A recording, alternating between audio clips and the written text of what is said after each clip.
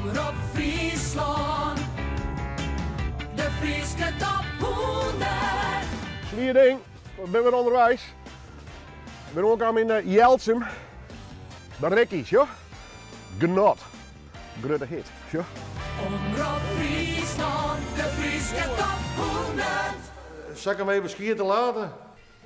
Dat is maar een dikke, joh. Toen die corona kwam, toen was het gebeurd met de zingerij. En daar kon ik toch gewoon normaal van leven. En ja, dat wiert toch wel over de 100 optredens per jaar. Dus ja, wat moet je nou? Ik ben echt net een man van uitkering, dat was ook net. Dus dan met die handjes maar wapperen. En ik heb vroeger een autobedrijf gehad voor Sontje hier.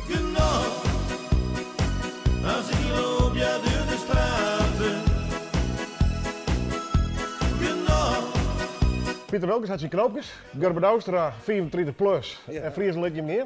Ja. En Ricky had genot. Ja. Waar kwam dat bij hem, dat noemen? Nou, dat zal ik die vertellen. Ik begon te zingen in 2000. En nog niet eens zozeer met schrijven, ja wel met schrijven bezig, maar niet met produceren van muziek. Maar wat ik altijd geweldig vond, dat er zangers waren, zo Melvin van Eldik of Johanna in de tijd, Johanna Buitert, die zongen echt dialect. Ja, dat vond ik gewoon geweldig. Maar Johanna die was er op een gegeven moment niet meer. En dan komt het, ik zong ooit een keer in Groningen, op een haring-eetwedstrijd in een of ander donkerbruin café. En er waren Bert Zwier en Visboer, die toen nog niet officieel zong, maar die wilden even zongen met het nummer Genoot van Ede Staal. En in die tijd begon ik ook wat te produceren en dan heb ik het over 2004. En toen dacht ik, hé, want het nummer is in Gronings is het ook dialect, hoor, of niet? Maar dan gaat het over kanaal en over vis. Maar dat wist ik helemaal niet, ik hoorde alleen maar genoot. Wat was er natuurlijk helemaal geen genoot? Het weer genoot. En genoot ben kanaal, maar dat wist ik niet.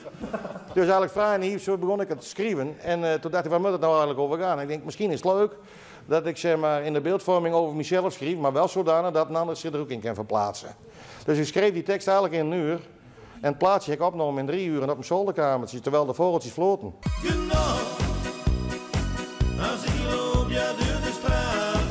Ja, het was natuurlijk op dat moment een productie van Liknifestje. Want ik heb hem daarna nog wel 5 keer uitgebracht, zeer zeker in een veel betere kwaliteit. Omdat ik ook zelf groeide in het produceren. Alleen gek genoeg draait Cambuur nog steeds die oude versie. Op een of andere manier flik ik toch altijd weer op mijn eigen draaier aan te geven. En ik weet wel, mijn accordeonist die later mij wel veel bijstond, die zei... wat voor akkoorden speelt je er eigenlijk? Ik zei, Jan, ik zou het niet weten. Ik zeg, speel ze. Maar hij zei, dit zijn heel andere akkoorden dan bijvoorbeeld in die productie van Ede Staal. Ja, ik zei, dat kan best zo wezen, jong. Maar ik zei, het is hier wel een hit. En dat is tot 16 jaar. Genot, een hit in Ljouw, maar op een gegeven moment... Nou, net al in de nee, dat zou ik zeggen, op een gegeven moment wordt het echt provinciaal, hè? Nou, ik zal je vertellen, dat denkst u maar.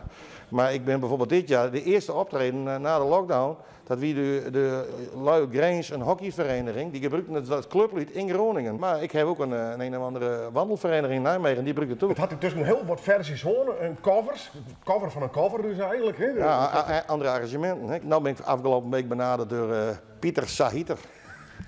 En die had eigenlijk al een productie uitgebracht in hardstyle, maar daar gaat het om een hardstyle uitvoering van het Woonskip en een versie van de ploeg van de Nijerdij.